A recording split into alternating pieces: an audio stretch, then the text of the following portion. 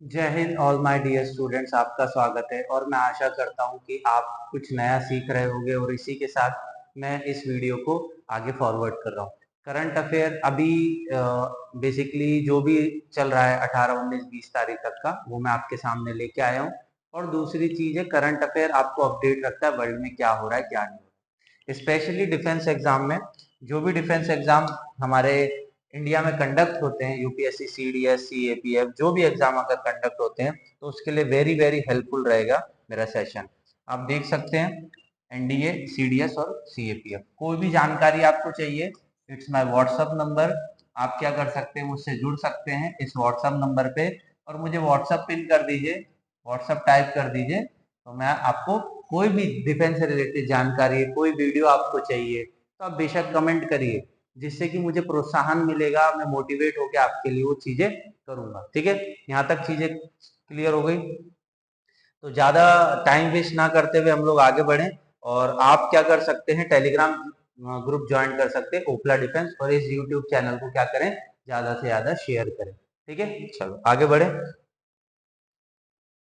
अगर मेहनत सच्ची हो तो रिजल्ट भी जरूर आता है।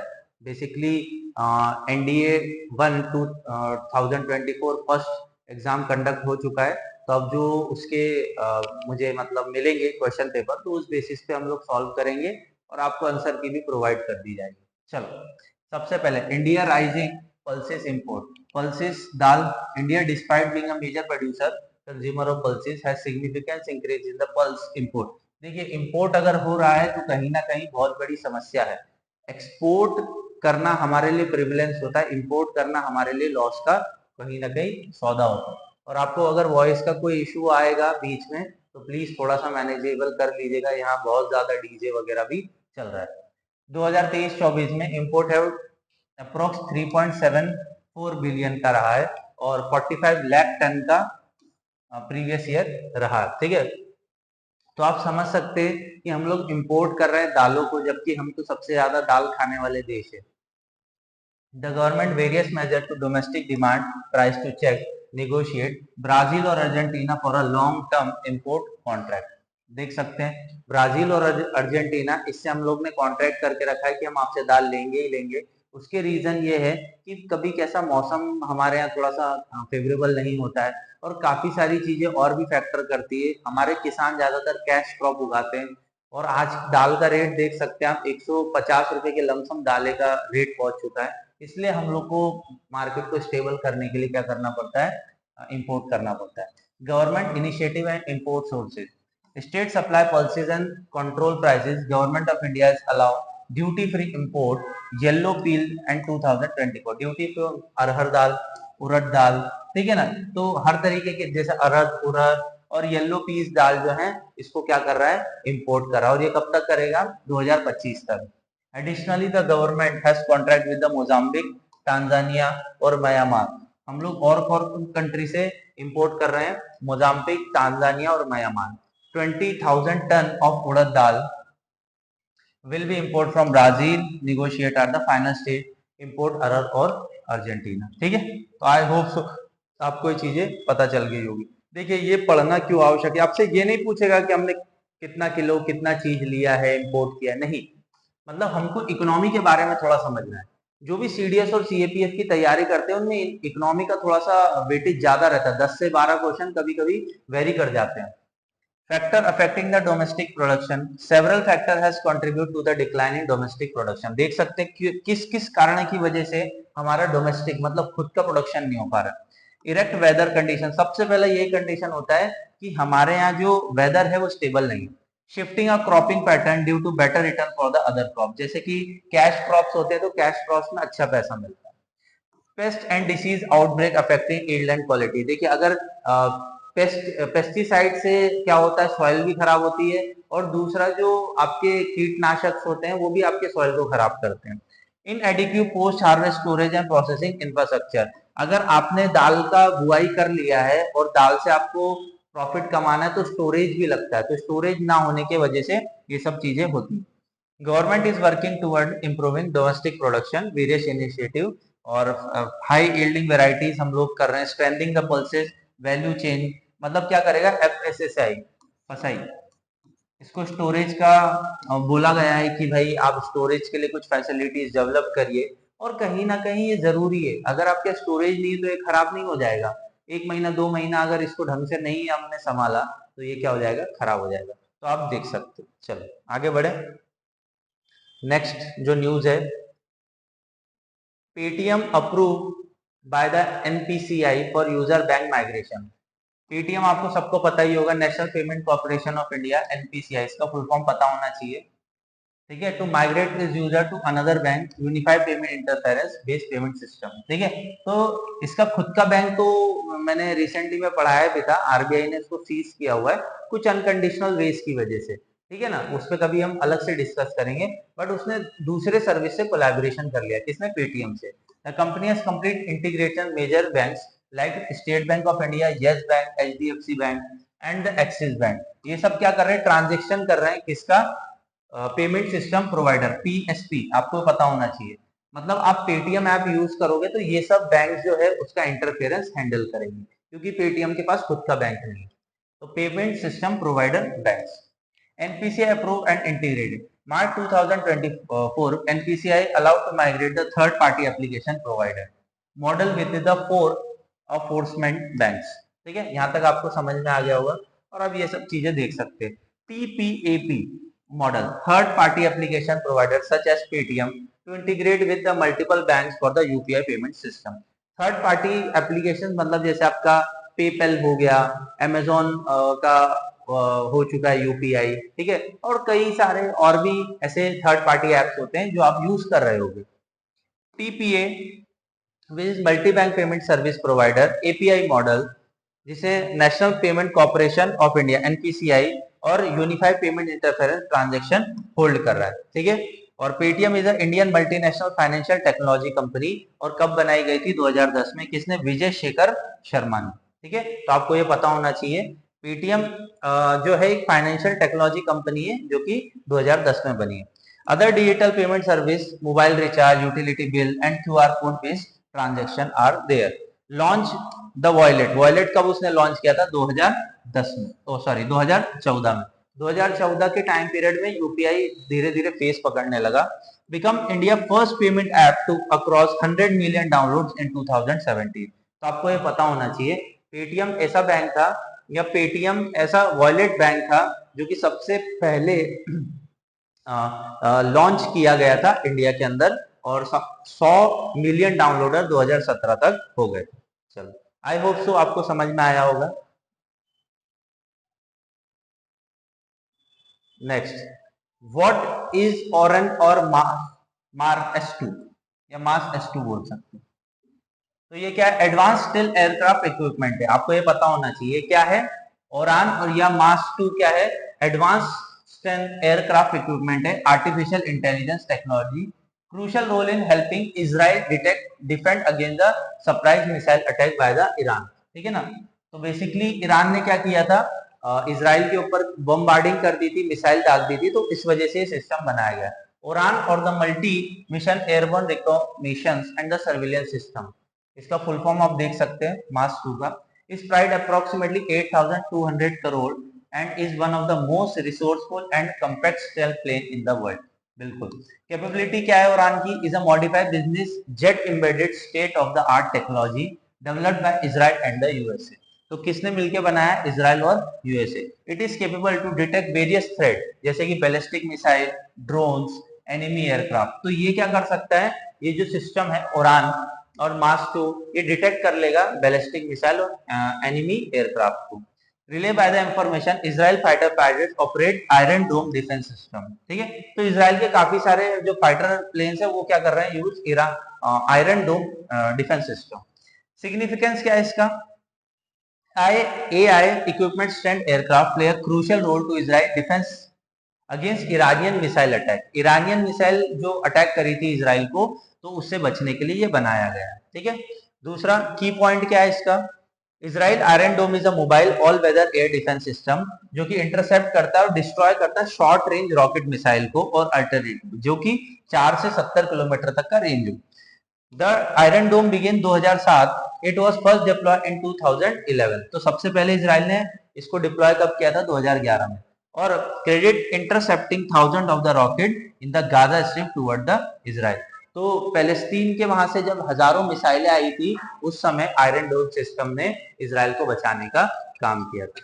आई होप सो आपको चीजें क्लियर हो रही है। और आपसे क्वेश्चन कैसे पूछा जाएगा? किसने डेवलप किया है? या तो अभी रिसेंट में कौन सी कंट्री ने आयरन ओरन और मास S2 डेवलप किया है? तो इजराइल और यूएसए ने। आपको पता रहना चाहिए। चलो next, IREDA open GIFT City office to back green energy product. IREDA पता होना चाहिए, Indian renewable energy development agency has set up office in Gujarat. कहाँ? गुजरात। गुजरात कहाँ? गिफ्ट सिटी में, Gandhinagar. To provide foreign currency denominated डेब्ट financing green hydrogen and renewable energy manufacturing projects. ठीक है, तो एरेडा का फुल फॉर्म पता हो गया। City office specialise debate option foreign currencies. किस किस काम के लिए? Foreign currency, enabling natural heating and the sustainable reducing financial cost of green hydrogen और रिन्यूएबल सोर्सेज। मतलब हमको ये डिसाइड करना है कि ग्रीन हाइड्रोजन और रिन्यूएबल एनर्जी प्रोजेक्ट्स जो हैं उनको हम कैसे मैनेज करेंगे, और जो हमारे इंडिया के अंदर किसी भी तरीके से जो न्यू स्टार्टअप्स खुल रहे हैं इससे रिलेटेड, उसको कैसे मैनेज किया जाएगा। This move is a particular crucial context of Indian emission national green hydrogen mission. और एम क्या है इसका? 5 मिलियन मेट्रिक टन कब तक हो जाना चाहिए हाइड्रोजन? 2030। हाइड्रोजन से हम लोग बहुत सारा डेवलपमेंट करेंगे, ट्रेन्स भी चलाना है, गाड़ी भी चलाना है, क्योंकि कोल और फ्यूल हमारे लिए अभी हम बोल सकते हैं बहुत ज्यादा कॉस्टली भी हो रहा है। दूसरी चीज है वो टाइम के साथ साथ लिमिट भी हो जाएगा। The Indian renewable energy IREDA own non banking financial institute that promote development financial energy in efficiency project in India. ठीक है, इस्टेब्लिशमेंट कब हुआ था? Ministry of new and renewable energy का 1987। Offer loans, equity partnership and financial statement to project develop. तो अगर आप चाहते हो कोई हाइड्रोजन या आप बोल सकते हो कि कुछ ऐसे इनिशिएटिव आपके पास है, तो आप क्या कर सकते हो? लोन भी ले सकते हो। Play a crucial role helping renewable energy. जैसे आपको सोलर पावर प्लांट लगाना है, आपको विंड पावर प्लांट लगाना है, तो आप लगा सकते हो, आपको हेल्प किया जाएगा एरेडा के द्वारा। has contribute significant to growth of renewable sector in India। Approx 1 lakh crore रुपए का खर्चा डिसबर्समेंट कर चुकी है अभी तक एरेडा। ठीक है, और India procurement major with the energy sector. और 2047 तक हमारा टारगेट है कि हम लोग क्या करेंगे, काफी अच्छा टेक्नोलॉजी डेवलप कर लेंगे, और हाइड्रोजन और रिन्यूएबल एनर्जी हमारा मेन कॉन्सेंट्रेशन रहेगा। आई होप सो यहाँ तक आपको चीजें क्लियर हो गई होगी। करंट अफेयर इसी तरीके से पढ़ना चाहिए, मुझे ऐसा लगता है आपको हेल्प जरूर मिलेगी, और मैं आशा करता हूं कि आप अच्छे से चीजें को सीखेंगे। चलो नेक्स्ट, इंडिया ने क्या किया है? डिलीवर किया है ब्रह्मोस मिसाइल। ब्रह्मा मतलब ब्रह्मपुत्रा, ये ब्रह्मपुत्रा, और मॉस मतलब मॉस्को रिवर। ठीक है, ये दो रिवर के ऊपर ये नाम रखा है। और किसने मिलकर बनाया है ये भी आपको पता होना चाहिए, इंडिया और Russia.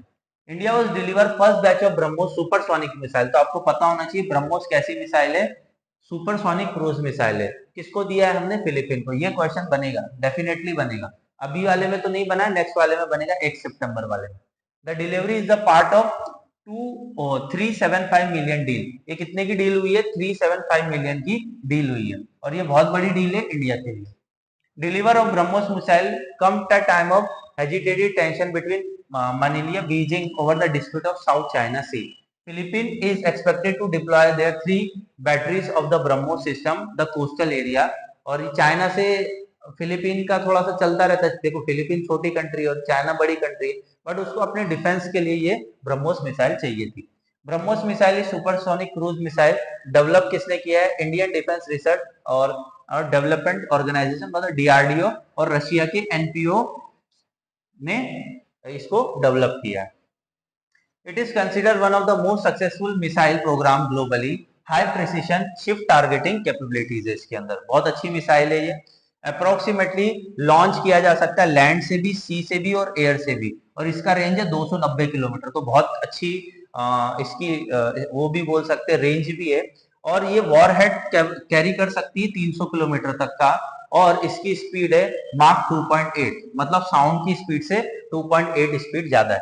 Apart from Philippines several other south east Asian countries जैसे कि थाईलैंड, वियतनाम, इंडोनेशिया, ये लोग भी इंडिया से इसकी डिमांड कर रहे हैं, और हम फ्यूचर में क्या करेंगे, इनको भी हम लोग क्या देंगे, मिसाइल्स देना है। Opportunity to export indigenous developed weapon system such as Akash, हम लोग आकाश का भी डेवलपमेंट अभी हमारे पास है। और पिनाका, पिनाका क्या है, मल्टी बैरल रॉकेट सिस्टम है, जो कि आप कंधे पे रख के पोर्टेबली क्या कर सकते हो, लॉन्च कर सकते हो। तो इन ये टाइप की मिसाइल भी हम लोग क्या करेंगे, दूसरे कंट्रीज को देंगे। ठीक है। The financial year 2023 India defence export reach to 2.63 billion, मतलब हम लोग इतना मतलब क्या कर रहे हैं, हम लोग एक्सपोर्ट कर रहे हैं 2.63 बिलियन, और 32.5% increase from the previous year. तो बहुत अच्छा ग्रोथ दिख रहा है हमारे डिफेंस सिस्टम में। हम लोग अब वॉर से हटके हम लोग रिसर्च पे काम कर रहे हैं, और रिसर्च पे काम करके हम लोग क्या करेंगे, एक्सपोर्ट करेंगे, जिससे हमारा क्या होगा, डेवलपमेंट होगा। चलो, आई होप सो आपको यहां तक चीजें क्लियर हुई होगी। नेक्स्ट, भारत बिल पे enable SBI NCMC card recharge. तो आप पढ़ेंगे इसके बारे में। National payment corporation of India Holi own subsidiary of NPCI. तो ये आपको पता होना चाहिए, एनपीसीआई की सब्सिडरी कौन है, भारत बिल पे limited has partner with the state Bank of India. किसके साथ इससे ज्वाइंट कोलैबोरेट किया है, भारत बिल पे लिमिटेड ने किसके साथ ज्वाइंट एडवेंचर किया है, मतलब कोलैबोरेशन किया है, एसबीआई से। SBI national common mobility card NCMC, national common mobility card through the Bharat Bill Pay platform. This move aim to provide a convenient, seamless top-up facility using while avoiding long queries. ठीक है। तो आपको अगर SBI का national common mobility card को fill up करवाना है, तो आप इजीली करवा सकते हो, किससे, भारत बिल पे लिमिटेड से। Recharge facility has already gone live in SBI NCMC card system like Noida Metro, Nagpur Metro, MMRDA line 2A and 7, Chennai Metro, Kanpur Metro, and also a Parliament canteen by SBI Bharat Bill Pay app called SBI Unipay. ठीक है। तो आप कहाँ कहाँ के इसमें top up करा सकते हो, Noida metro, Nagpur metro, MMRDA और चेन्नई मेट्रो, कानपुर मेट्रो के। ठीक है। इसके बेनिफिट क्या है, customer can recharge their NCMC card up to 10,000 rupees online Bharat bill pay app. Multiple payment options मिलेंगे, credit card, debit card, prepaid payment instrument, ये सब आपको मिल जाएगा। Instant reflecting of recharge amount tapping the card transit terminally, मतलब क्या होगा, अगर आप तुरंत में करना चाहते हैं तो वो भी इजी कन्वीनियंस हो जाएगा। Enhance convenience of travelling by any time anywhere recharge facility, मतलब ऐसा नहीं है किसी आप मेट्रो स्टेशन पे जाके ही या आप कई पर्टिकुलर जगह जाके ही उसका रिचार्ज करें, अब ये ऑनलाइन प्रोसीडिंग आपको मिल जाएगी। It is set up 2008। ठीक है। एनपीसीआई कब बना था, 2008 में। Aim to facilitate digital payment, और भारत पे बिल सिस्टम से इसको जोड़ा गया है। ठीक है। 2008 में बना है, मतलब काफी लंबा समय हो गया है, और इसका काम क्या है कि लोगों को सुविधा मुहैया कराना, और कोई भी आप देख सकते हैं लाइट बिल, पानी बिल आप ऑनलाइन ही पे कर सकते हैं because of the Bharat bill पे सिस्टम। ठीक है। आई होप सो आपको ये चीजें समझ में आई है, थोड़ा सा इकोनॉमिक पर्सपेक्ट है, but it's a easily to manage it. Okay.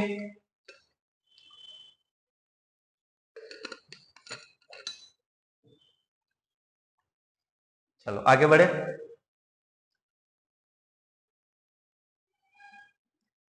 ये पता होना चाहिए, माउंट उआंग, वैसे आर साइलेंट है, उआंग बोलेंगे। Indonesia volcanic erupt again, Indonesia में वैसे भी बहुत ज्यादा वॉल्केनिक इरप्शन होते रहते हैं। तो mount Ruang, remote volcano located in Indonesia, Sulawesi region. कहाँ है ये, सुलवेसी रीजन में। तो आपको पूछा जा सकता है, करंट में वॉल्केनो इरप्शन हुआ इंडोनेशिया में, उसका नाम क्या, तो माउंट उआंग। ठीक है। Plume of 400 metre peak, this eruption several other forced thousands of the resident evacuate and molten rocks are the village। मतलब जब ज्वाला फटेगा तो ऑब्वियसली बात है कि बहुत सारी तकलीफें होंगी और लोगों को इधर उधर शिफ्ट करना पड़ेगा। अप्रोक्स 6,000 लोगों को वहां से हटाना पड़ा और वहां से दूसरी जगह ले जाना पड़ा। और ये वार्निंग है वॉल्केनिक एक्टिविटीज की। Indonesia volcanological agency warned that volcanic activity of Mount Wang remain high and potential danger including flying rocks, hot clouds and lava flow. तो वहां से जो एशेज वगैरह निकल रहे हैं वो भी कहीं ना कहीं इंडिकेशन है कि अभी और वो फटेगा और अभी वहां सेटलमेंट के लिए अच्छी जगह नहीं। The agency advise to resident to wear mask and prevent respiration issue. बिल्कुल वहां से जहरीली गैस, sulphur dioxide, carbon dioxide, methane जैसी गैसें निकलती है तो उससे हमको बचना पड़ेगा। The alert level maintaining the exclusive zone around the crater including warning about the further eruption and the possibility to part of the volcanic collapsing sea. ठीक है, तो सुनामी वगैरह भी एक पार्ट है। अगर सुनामी अगर आ जाती है तो कहीं ना कहीं वो भी एक वार्निंग अलार्म होता है वोल्केनो में। इंडोनेशिया एक चेन ऑफ आर्किपेलागोस है और बोल सकते हैं इंडोनेशिया एक आइलैंड नेशन है, तो उसके साथ बहुत सारे चैलेंजेस और भी जुड़े हुए हैं। Indonesia is a vast archipelago, मैंने पहले ही बता दिया। Experience frequent seismic and volcanic activities, तो सिस्मिक एक्टिविटीज और वॉल्केनिक एक्टिविटीज कंटिन्यूसली रहती है वहां, और ये पैसिफिक रिंग ऑफ फायर के पास है। ठीक है, the numerous activities volcano eruption not uncommon and create, ये हाँ ये आपको पता होना चाहिए। माउंट अनाक क्रेक्टोप लोकेटेड बिटवीन जावा और सुमत्रा, ये क्वेश्चन मुझे लग रहा है पूछा जाएगा तो आपको पता रहना चाहिए। कौन सा? माउंट अनाक क्रेकोटिया, प्रोनाउंसिएशन मेरा सही नहीं हो सकता तो आप देख लीजिएगा। Java Sumatra island collapse during the major eruption, tsunami और किल 400 पीपल, इंजरी 1000। तो ये सब चीजें भी आपको पता होनी चाहिए, कौन सा माउंटेन कहाँ फटा है, क्या हुआ, तो करंट में आपको अपडेट रहना चाहिए। तो कुछ की पॉइंट आप नोट डाउन करते जाएंगे नोटबुक में, जिसकी वजह से आपको हेल्प मिलेगी। I think so it will be clear all these points.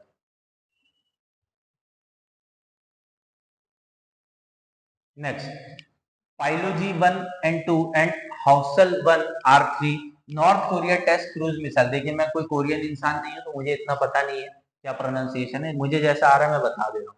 आपसे पूछा जाएगा हाउसेल 1 और R3 ये कौन सी क्रूज मिसाइल है और किसने बनाई है, तो बेसिकली नॉर्थ कोरिया ने बनाई है। नॉर्थ कोरिया सबको परेशान करता ही रहता है वैसे भी। ठीक है, नॉर्थ कोरिया किसने करी है? ये क्रूज मिसाइल है जो कि नॉर्थ कोरिया ने डेवलप करी है। देखिए ये आपको पता होना चाहिए कौन सी कंट्री, देखो हम हमारी नेबरिंग कंट्रीज तो उनसे जुड़ी हुई है, तो आपको इतना तो पता होना चाहिए कौन सी कंट्री ने कौन सी मिसाइल डेवलप करी। Super large warhead can likely strike target across south Korea and Japan. तो नॉर्थ कोरिया किस लिए बनाता है? साउथ कोरिया को उड़ाने और जापान को उड़ाने के लिए।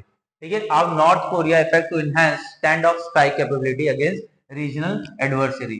देखिए नॉर्थ कोरिया पे सैंक्शंस तो लगे हुए हैं, बट क्या मालूम वो कैसे टेक्नोलॉजीज लेके और ये सब चीजें कर देता, मतलब डायरेक्टली इनडायरेक्टली दूसरी कंट्री से उनको सपोर्ट करती है।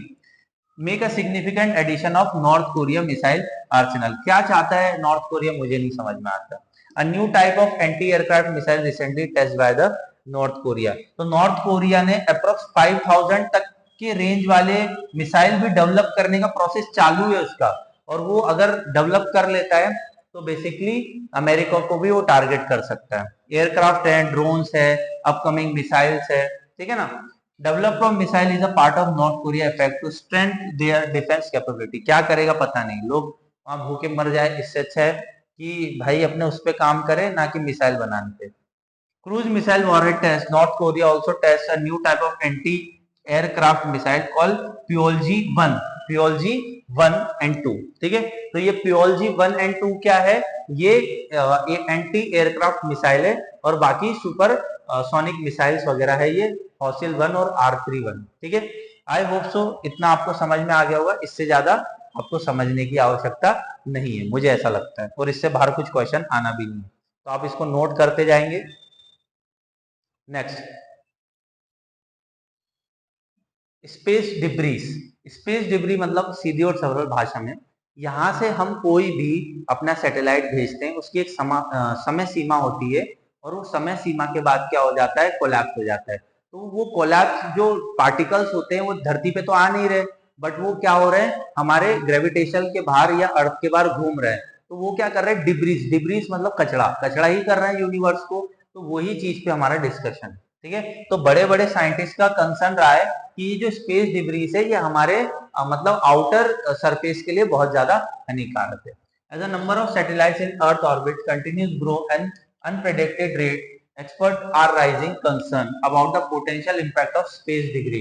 Planet magnetic field or atmosphere. तो अगर वो टुकड़े अगर इंडिया में आएंगे या इंडिया सॉरी वर्ल्ड में आएंगे, हमारे अर्थ पे आएंगे, ग्लोब पे आएंगे, तो कितना नुकसान हो सकता है। ठीक है, currently estimate suggest there nearly 10,000 active satellites in their orbit. देखिए 10,000 से ज्यादा सैटेलाइट ऑर्बिट में भ्रमण कर रही है, with companies working deploy 10 of the 1,000 more in the coming decades। मतलब 10,000 और आने वाले समय में हम डिप्लॉय करेंगे। Jonathan McDowell, Harvard Smithsonian centre astrophysics project, number of satellite could reach 1 lakh within the next 10 to 15 year. मतलब 1 लाख से ज्यादा सैटेलाइट 10 से 15 साल में हम लोग डिप्लॉय कर देंगे। Potent impact of the earth magnetic field and ionosphere. तो आइनोस्फीयर को क्या लॉस हो सकता है ये डिब्रीज से, वो देखते हैं।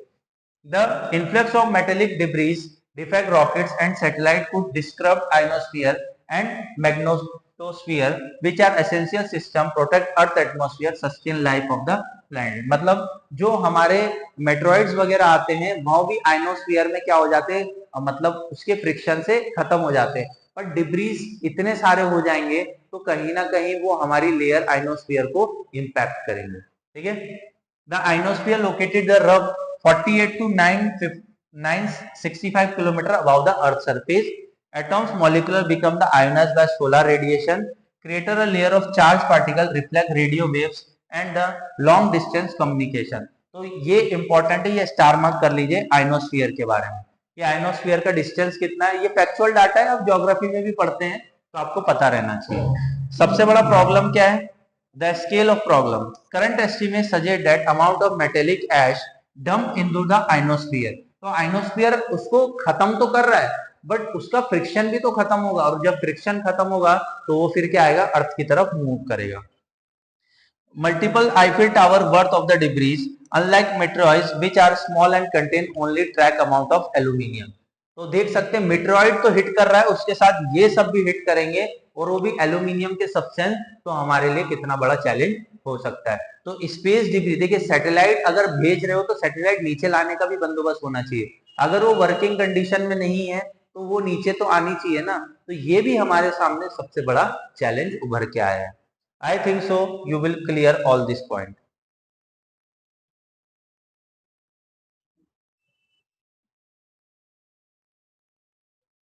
चलो ये समझना जरूरी है। रिजर्व बैंक के पास करंट फॉरेस्ट रिजर्व कितना है, रिजर्व बैंक के पास करंट फॉरेस्ट रिजर्व कितना है, समझो हिंदी और सरल भाषा में। देखिए फॉरेस्ट रिजर्व क्या होता है, जैसे कि हमारे पास यूएसए का फॉरेस्ट रिजर्व अच्छा है, ठीक है ना। तो जो करेंसीज है इक्वलेंट किसके हैं, इंडियन करेंसी के, मतलब यूएसए की करेंसी के या डॉलर के करेंसी के, तो उसी को बोला जाता है फॉरेस्ट रिजर्व। देखिए एग्जांपल समझो आप, मैं कोई व्यक्ति हूं, मैं गया कोई कंट्री में जैसे सऊदी अरेबिया गया, तो जाहिर सी बात है या तो वहां की लोकल करेंसी खरीदूंगा या तो फिर मैं डॉलर में पैसा कन्वर्ट करूंगा। तो डॉलर का जो एक्सचेंज रेट है वो डिपेंड करता है मार्केट के सप्लाई और डिमांड पे, तो उसी को बोला जाता है कि आपके पास डॉलर का अमाउंट कितना है या फॉरेन करेंसी आपके पास कितने डिपॉजिट है, जिसके वजह से आपका जो वैल्यू है करेंसी का वो बढ़ेगा या तो घटेगा। ठीक है, मुझे लगता है आपको इतना चीज समझ में आ गया होगा। जो थोड़ा सा पॉलिटिकल टर्मोइल है। According to the latest report release, Indian foreign exchange reserve fell हुआ था 5.4 बिलियन से, जो कि अब कितना रह गया 643.16 billion. This decline come after the reserve bank reach all time high 648.56 billion 7 week again stacking. मतलब जो मार्केट में इन्फ्लेशन चलता बढ़ता रहता है, तो पहले कितना था 648 था, अब कितना रह गया 643। ठीक है, breakdown of decline. Forest reserve जो है हमारे फॉरेन करेंसी एसेट वो धीरे धीरे क्या हो रहे हैं, डिक्लाइन हो रहे हैं। तो ये हमारे लिए सबसे बड़ा कंसर्न है। The largest component of forex reserve included the effect of appreciation और डेप्रिसिएशन ऑफ यूएसए करेंसी, जैसे कि यूरो, पाउंड, येन, ये सब रिजर्व में हमको रखना पड़ता है। ठीक है, तो अगर हमारे पास फॉरेन रिजर्व कम होंगे तो हमारी जो करेंसी वो डेप्रीविएट होगी, मतलब हमारा जो पैसा है वो कम होते जाएगा। कम होते जाने का मतलब क्या है, अभी $80 या $82 चल रहा होगा 82, अगर फॉरेन रिजर्व और कम हुआ तो हमारा जो $1 के मुकाबले रेट है वो 85 तक पहुंच जाएगा। तो फॉरेन रिजर्व होने हमारे लिए अनिवार्य है।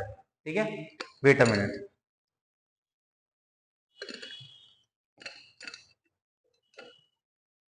Next, in the calendar year 2023, RBI added about 58 billion to its foreign exchange. However, 2023 India foreign reserve supply 71 billion. So far 2024 Reserve Bank have raised approx 23 billion on the cumulative basis. तो ये सब कैसे step by step चला जा रहा है. The decline after that attribute factors such as rise of cost of import goods. ज्यादा हम import करेंगे तो फॉरेन रिजर्व बहुत दिक्कत करता है क्योंकि हमको डॉलर में पे करना पड़ता है बाहर. RBI intervention in market defend the rupee against the surging of USA dollar. मैंने पहले ही समझा दिया है.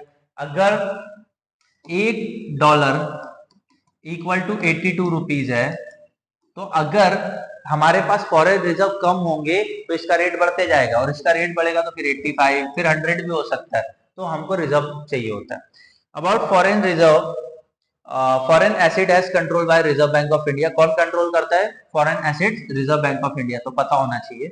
This reserve comprise foreign currency asset, gold reserve, special drawing rights और reserve position with the International Monetary Fund. तो IMF का जो reserve है उसको भी ये मैनेज करता है. तो क्या क्या चीजें पता होना चाहिए? Foreign currency asset, gold reserve, gold भी हमको रिजर्व में रखना पड़ता है और स्पेशल ड्रॉइंग राइट्स आपको रखना पड़ता है. तो थोड़ा सा आपको इकोनॉमी का टच होना चाहिए. अगर क्वेश्चन यहाँ से बन जाता है तो you will be easily manage it. अब सबसे गंदी बात जो मुझे यूएसए की लगती है, जहां भी घुसेगा वहां कबाड़ा ही करके निकलता है. अफगानिस्तान को देख लो, वहां भी इसने 20-30 साल अपना समय दिया और निकला कुछ नहीं. कोई डेमोक्रेसी नहीं आई, कुछ नहीं आई. तो USA department of state has announced commit to planning withdrawal approximately 1000 American troop from Niger. अभी अफ्रीका में भी कबाड़ा मचाने में तुले हुए.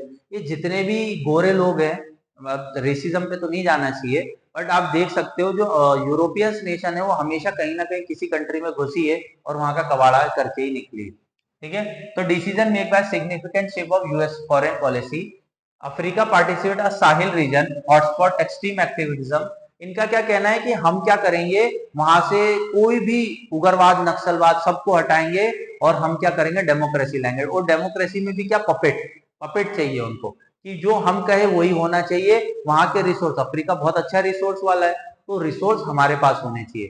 तो ये हमेशा यूएसए करता है. ठीक है. Russia diversion previous alliance of west nation. Discussion for withdrawal meeting between USA Deputy Secretary and State Kurt Campbell, a Prime Minister of Niger. Al Mahem Lamzi Zini, pronunciation आप देख लेना. नाइजर रीजन, आप थोड़ा niger reason के बारे में search करेंगे या साहिल रीजन के बारे में सर्च करेंगे, थोड़ा साहिल के बारे में पता करेंगे आप, तो आपको बेनिफिट मिलेगा एग्जाम में. Niger has become a crucial for USA counter terrorism. Sahel expanse region plug the group allied of al Qaeda ISI. USA military utilized air base of 201 against established in 2018.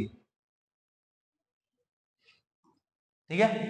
Cost of the over 100 million for both manned and unmanned fight to monitor and contract extreme group. देखिए कोई बात है, al Qaeda और ISI को खत्म करने के लिए वहां गया था अफ्रीका तरफ में, साहिल रीजन में, और उसका कोई नतीजा निकला नहीं. और दूसरी चीज है इंपैक्ट ऑफ रीजनल सिक्योरिटी और इंटरनेशनल रिलेशन. बहुत इफेक्ट करता है. जब यूएसए वहां से हटेगी तो Russian influence could significantly after the security dimension. जहां यूएसए नहीं वहां रशिया पहुंचेगा.